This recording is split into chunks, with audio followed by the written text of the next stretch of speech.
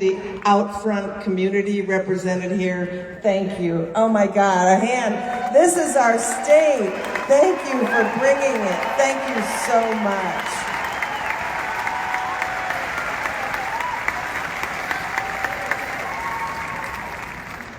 So, we're here today because our state is hurting.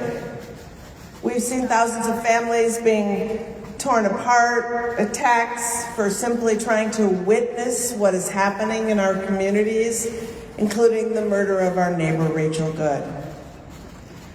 We've seen, say her name, Rachel Goode.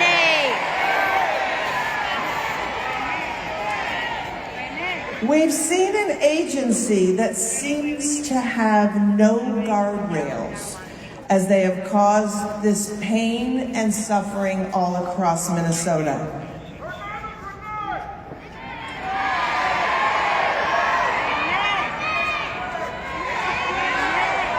Renee Goode.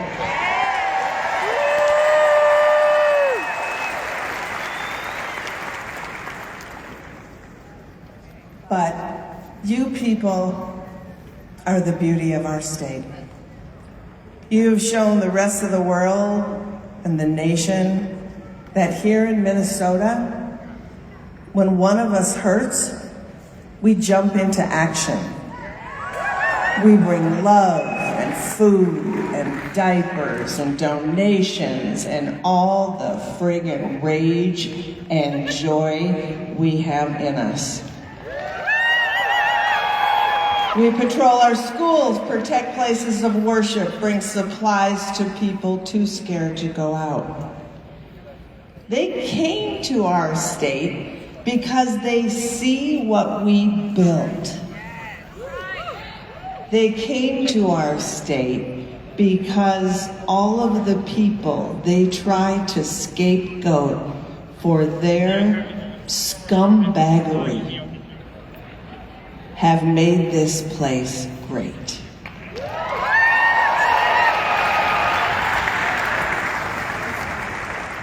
But they underestimated Minnesota, and man, we're as mad about that as we are everything else. I mean, let's be honest. We're doing everything right if the morally bankrupt have to come at us this hard. The pain and suffering has been immense and it continues, but our solidarity is stronger. And I just want to note that I just read that over 700 businesses chose to close today.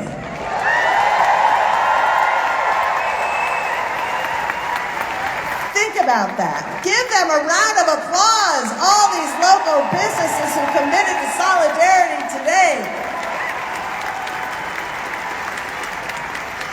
And when today is over, let's commit to shopping at the businesses that stood with us and make sure they can make it through these tough times. Because the silence from the corporations in this state is deafening.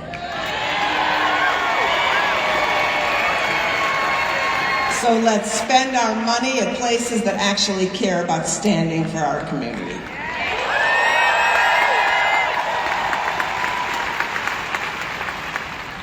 So how did we get here today? And why are we shutting things down? Well, it's because so many wonderful rapid response and mutual aid workers, they just decided everybody needs to come together.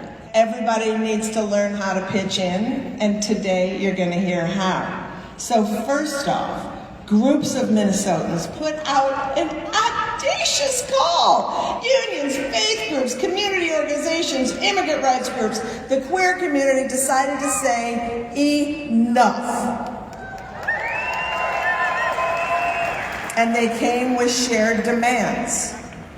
No work, no school, and no shopping on January 23rd. And look at this. Look at this. So let's do a quick reminder of the demands that we are asking of ourselves and of our neighbors. First, Minnesota and national companies must become Fourth Amendment businesses, cease economic relations with ICE, and refuse ICE entry or use their property for staging grounds. That is one.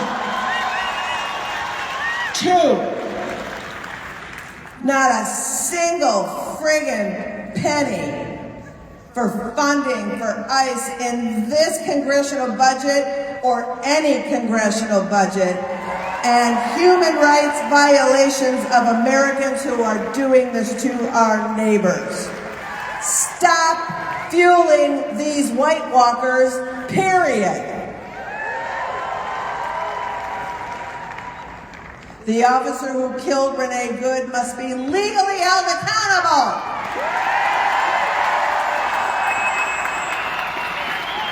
Instead of going after peaceful protesters and politicians who have stood up for our state, we demand an investigation to the officer who murdered our neighbor.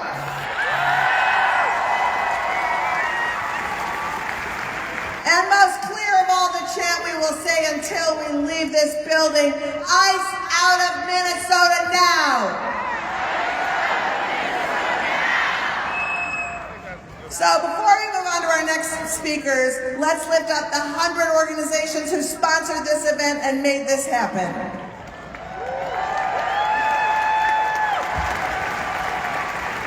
Which is the perfect lead-in to our next group of speakers, because over 20 unions and federations who bring hundreds of thousands of Minnesotans together have really made a difference. We know Minnesota, and one of the things that is so amazing about Minnesota history is our labor unions. Right? They've strived to be at the forefront of this fight for workers' rights, democracy, racial and social justice, and immigrant rights, and right here I am a proud member of the WGA and SAG-AFTRA. So that is why I am so excited to bring up the national presidents of 3 of the largest unions in the country. Please join me in welcoming, from the Service Employees International Union, April Barrett; from the American Federation of Teachers, Brandy Weingarten; and from the Communications Workers of America, Claude Cummings. Mike, here you go, Randy. I'm losing my glasses. So, do we want ICE out of Minnesota? Oh my God, I know this is a rally and it was cold outside, but do we want ICE out of Minnesota? So, I'm Randy Weingarten. I'm the president of the AFT, American Federation of Teachers, and I need to tell you that from coast to coast, 1.8 million members of the AFT are standing with Minnesota today. We are all Minnesota today. Our education unions from Minneapolis and St. Paul and Edmond, and here with me today were our leaders from Illinois and from Massachusetts. We are all Minnesota today. And as the faith leaders just said, look, at the very least, shouldn't schools and hospitals and churches be sacrosanct? What? And shouldn't the life of Renee Good, the life of 5-year-old Lynn, the life of Sean Lee Dow, shouldn't they be sacrosanct as well? As well as the countless number of immigrants who have come to Minnesota for a better life, who have come to America for a better life, just like my grandparents did. Donald Trump is using ICE to promote violence in communities that have historically been welcoming and safe. And why? Why is he doing it? That too. To militarize American cities. It is state-sanctioned violence, no different from what Alabama did in Selma in the 60s. And this is not who we are. At Roosevelt High School, an education by federal agents using pepper spray near students and teachers. A teaching assistant, yeah, shame. A teaching assistant was driving his family when ICE agents threw a flashbang grenade that almost killed his baby. Children are terrified. Families are afraid to send their kids to schools. This is not about immigration. This is about intimidation. It's not about restoring law and order. It's about terrorizing communities that Donald Trump doesn't like. It's about stripping Americans of our constitutional rights to protest. It's about undermining the promise of America and our love for our neighbors. As people have said already, Minnesota is being invaded by our own federal government. But you, my friends, our beloved community, Minnesotans are not standing by silently. And in this, first they came for us moment, Minnesotans acted because that's what's right. And because authoritarians don't stop with the most vulnerable or the people that have the least power. Authoritarians don't stop until they are stopped. So we who are not Minnesotans are standing with Minnesotans. Because today, you and we are meeting ICE violence with nonviolence. We are meeting their chaos and cruelty with compassion and community. And let me say one more thing. Minnesota, Donald Trump, he misunderstood Minnesota nice. Minnesota nice is compassion. Minnesota nice is courage. Minnesota nice is about protecting our communities and loving our neighbors. That is who all you are. That is who all we are. Fighting for democracy, fighting for fairness, fighting for our neighbors, delivering food, doing all what other speakers have already said. That is our work today. Many days our work is in schools and workplaces and shops. But today our work is raising our voices and standing in solidarity, peacefully and patriotically, embracing our neighbors and telling us they are not welcome here. That is our work today.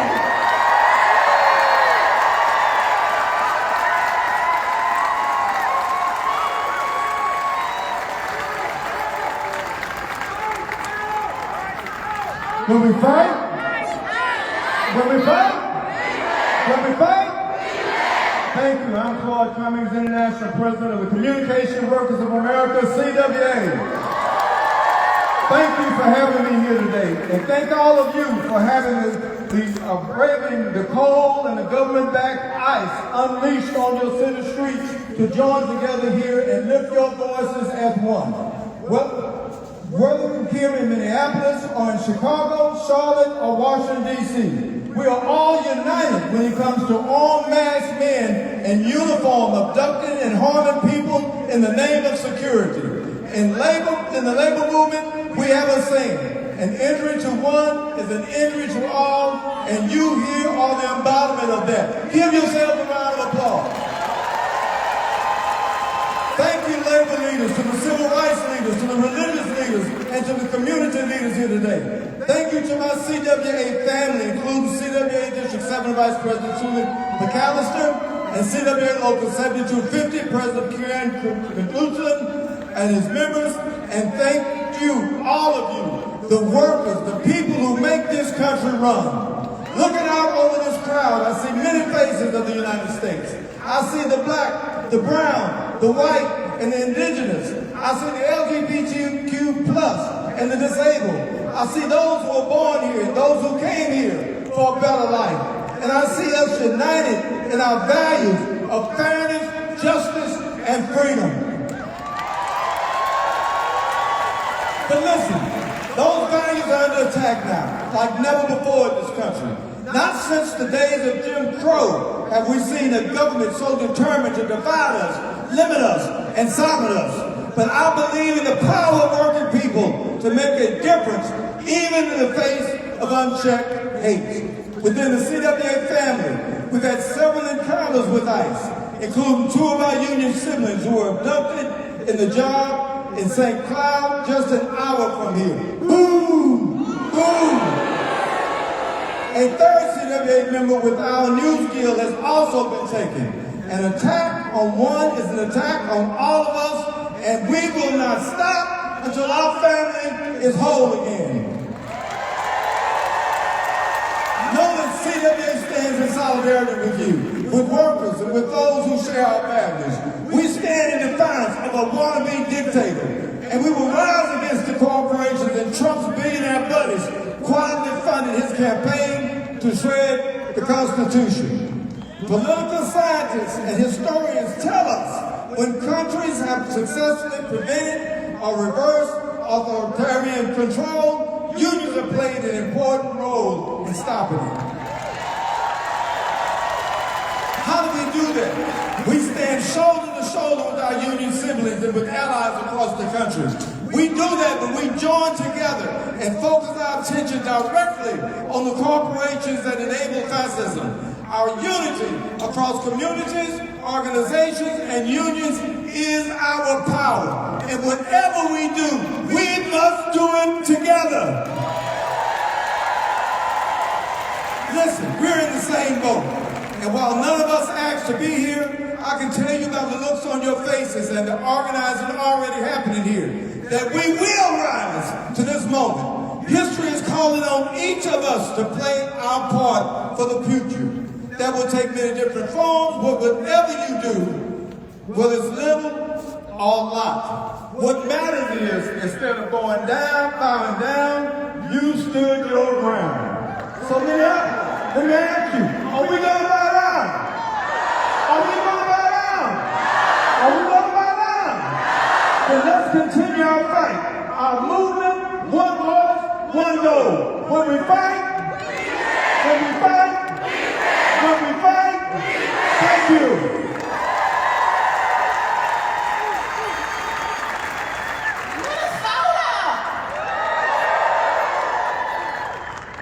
Y'all can do a little bit better than me. Minnesota! Now that felt nice. I am April Verrett, and I am the proud international president of the SEIU. And if you are ready to choose love over hate, joy over terror, peace over chaos, right over wrong, then you are in the right place. Because, Minnesota family, we are here because something is happening in this country that demands our time, our attention, and our resistance. That's right, thank you sis. We are here because our communities are under attack. We are here because we know exactly what we must do in moments like this, don't we? We stand up and we fight back. Because across this country, our communities are being literally hunted, intimidated, punished, jailed, while our democracy is being dismantled. But here's the thing, friends. I know deep down in my soul that we are not without hope, and we are most certainly not without power. And look, I came here in this bitter cold, and y'all, this is a little goddamn ridiculous. I'm just gonna have to call a thing like, this is not okay. But here's the thing, Minnesota. It might be bitterly cold, but today, you all brought the heat, Sean. You can just put that down. Because you all brought the heat. And so I just want to call a thing. Because make no mistake about it, what we are seeing from this federal government is not about safety. It's not about law and order. It's about power. In Minnesota, you all know the truth about power, and you know the truth about Philando Castile. You know the truth about George Floyd. You know the truth about Renee Good, who only got shot and killed by an ICE agent for standing up for her Somali neighbors. Philando Castile, George Floyd, Renee Good, not isolated tragedies. They are connected. And we've seen this playbook before. America has a long history of using law to excuse brutality, to make injustice look official, orderly, and acceptable. The Ku Klux Klan, it was not just a group of violent extremists acting alone. No. The Ku Klux Klan was a part of an organized system of terror. And today, ICE is playing the same damn role. They may wear different uniforms, they may talk a different language, but a thing is a thing, it's the same damn thing. And whenever this country has reached a moment like this, when injustice becomes policy, something else happens too. The people will rise up. The people will rise up. Not because it's easy, not because it's safe, but because the only alternative to rising up is surrender. And I don't think Minnesota is going to surrender. And I know my time is short and I'm going to start wrapping it up, but I want to say this. I've been to Selma, Alabama. I stood on that bridge and I saw the through line. From Selma to Memphis to Minneapolis. The fights are connected. We are up against corruption and greed, racism and white supremacy.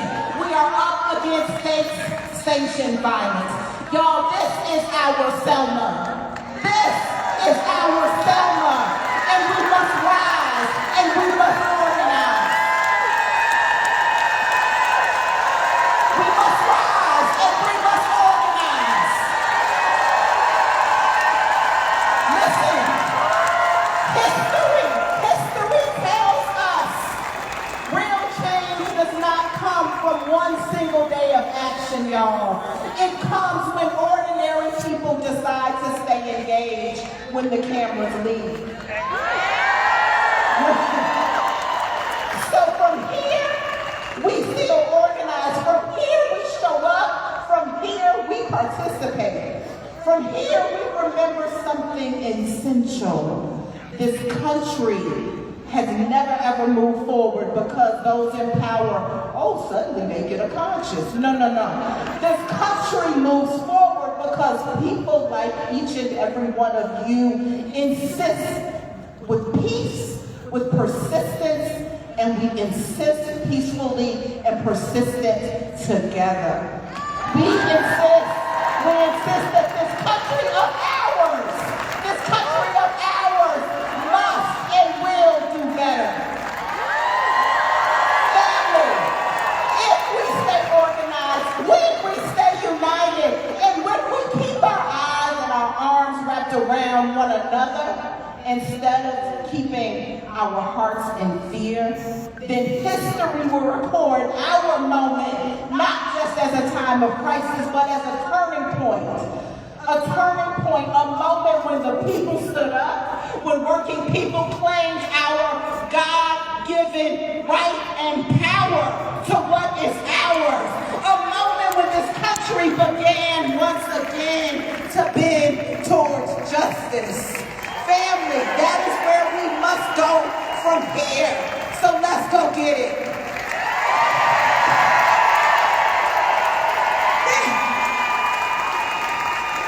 There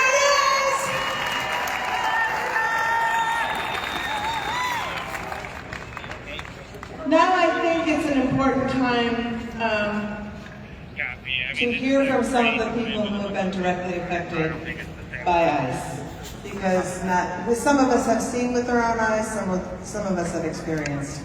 So, to help us all understand the devastating toll this is taking on our neighbors, I'm now going to bring up a few Minnesotans to share with you how they have been profoundly affected by this assault on our state.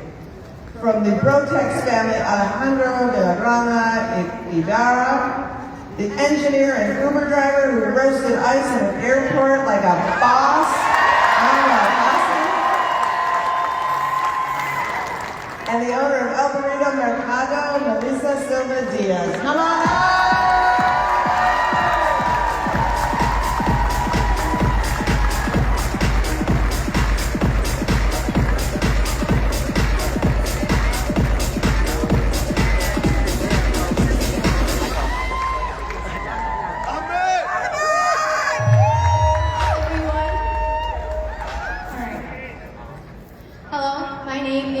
Alejandra Villagrana Ibarra. Some of you may have heard about the raid that happened in St. Paul at the Brotex Company on November 18th. In that raid, my dad, Leonel Villagrana Flores, and my uncle, Isaías Villagrana Flores, were kidnapped. At 9 a.m., thugs from ICE, DEA, and HSI stormed the workplace and kidnapped 14 innocent, hard-working men and women, elders in our community. These were people who showed up every day to provide for their families. They were the pillars holding their families together. I can still hear the terror in my mom's voice when she called me that morning.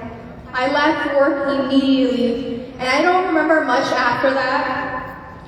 I didn't know who to call or what to do. This was very early on, before raids like this were happening regularly. So I didn't have anyone to reach out to for guidance or support. But I knew I had to do something.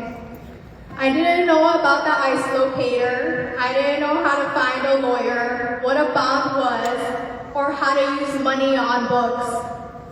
I didn't even know how to schedule a 20-minute phone call to talk to my dad.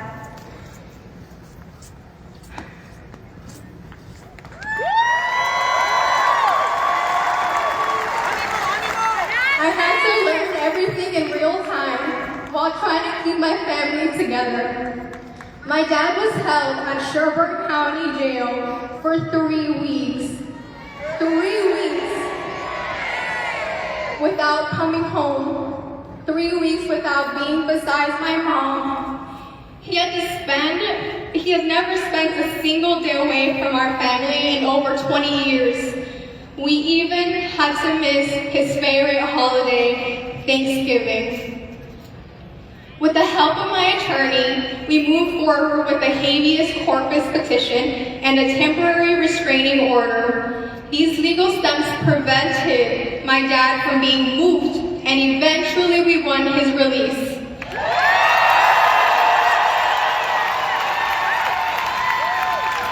My dad is now home with us, but freedom did not mean a return to normal life. He had to stop working. My mom and dad are home all the time now. They rarely leave the house. My dad used to work 2 jobs. He was always busy. Now being home while still processing what he went through, he has taken a mental toll on him. We see the sadness in both of my parents. In an instant, our life changed. We are incredibly grateful to our attorney, Robin Meyer Thompson, who fought tirelessly for my dad and my uncle. But I did not win both battles. I lost the battle for my uncle, Isaías. He signed a voluntary departure and is now in Mexico after ICE tortured him by withholding his diabetic medication. My dad saw his brother every single day at work. Now his brother, his best friend, is thousands of miles away. My cousins lost their father. My cousins will always remember when their father was taken from them. My brother and I will always remember the moment our lives split before and after. This is not something children forget. What hurts just as much is the silence. When people in power choose not to act, when they move away while families are being torn apart, the silence becomes part of the hurt. This is why we are saying it is time to get ICE out of Minnesota.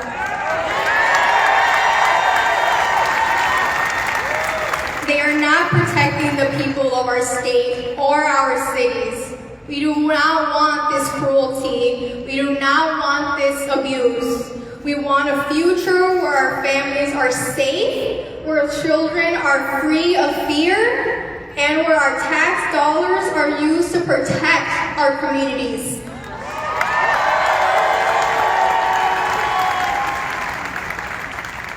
We continue to hold the families of Renee Nicole Good, 5-year-old Liam Conejo Ramos, and every family that has been harmed by this unjust system in our hearts.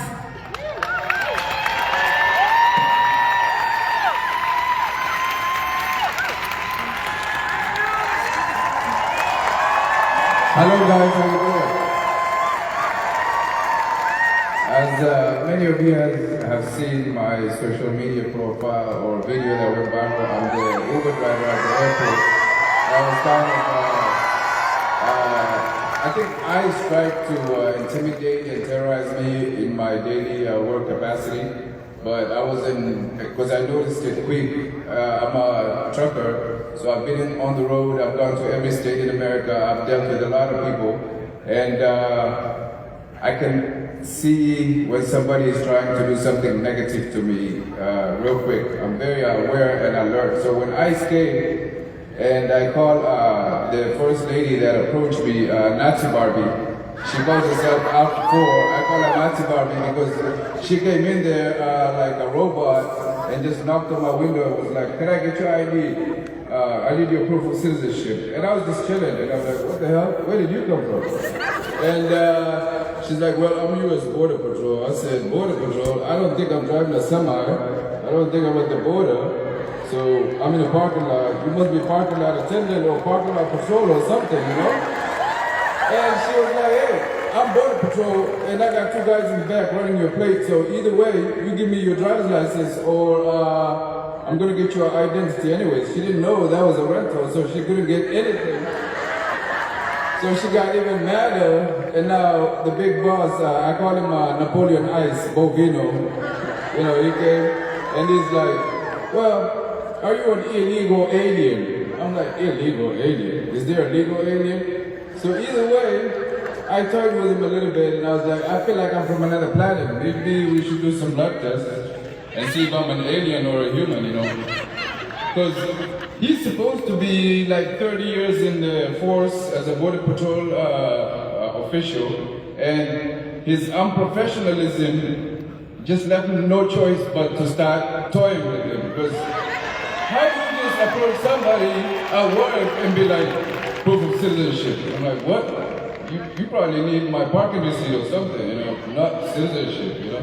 Either way, guys, this is, at the core of this is hatred, it's division, it's destabilization, it's misinformation, and it's evil to the core. So what we need to do is what we're doing today. We gotta keep doing this until all of this terror just leaves and hopefully disappears from the whole globe. Because if they leave Minnesota and we kick them out, they hopefully don't go to another state because there's humans just like us that live there. So this white supremacy nonsense should not be tolerated anywhere. To the families that have suffered, like the family of Renee Nicole Good, from the bottom of my heart, we appreciate you and we love you as Somalians. So thank you, Minnesota.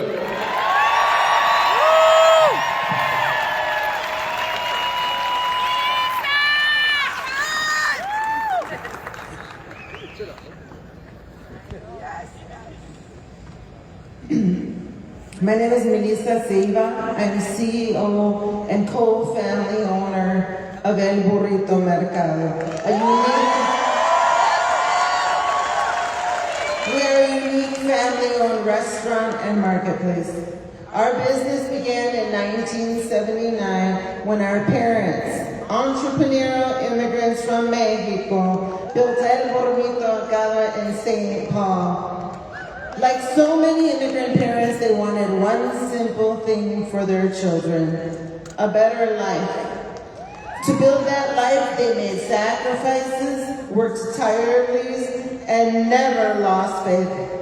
Today, we are proud to be a third generation, all family-owned business. And we live our parents' legacy by providing Mexicanos and Latinos a taste of home and what Minnesotans across the state have come to love: the flavors and the joy of la cultura mexicana. We are not outsiders. We are contributors to Minnesota's economy and culture. Since the founding of this country, it was the immigrant that broke the soil. Time and again, immigrants have helped build and elevate America toward its highest ideals. That is why it is so hard to understand how a country that depends on entrepreneurs like us is targeting the very people who built and continue to build that economy and culture. What we are living through is not only injustice and violence against humanity, it is deliberate economic violence. All small businesses are suffering across Minnesota. Raids, chaos in our streets, and insecurity are not only targeting the so-called criminals, it's tormenting my family, our communities, our staff, and keeping our customers away. Every business executive must ask, what are members of the U.S. Senate doing to repair the damage the federal government has created? Small businesses need support. We're coming from this economic violence, and most importantly, the U.S. Senate must rein in ICE, pass oversight guardrails as they continue negotiating the budget and ensure ICE does not get more funding. They cannot get more funding. But you know what else is really concerning? The silence. The silence of leaders and corporation executives benefiting from immigrant laborers yet stay quiet while business communities and families are harmed. That silence is part of the violence. And this violence must stop. We are calling on our leaders, our allies, and corporations to stand with us, to stand up for us, and to use their voices. We demand that ICE immediately leave Minnesota so families and small businesses like ours can get back to what we have always done: running our business, creating jobs, and contributing to the economy. Small businesses make this country strong. Immigrant businesses make this country great.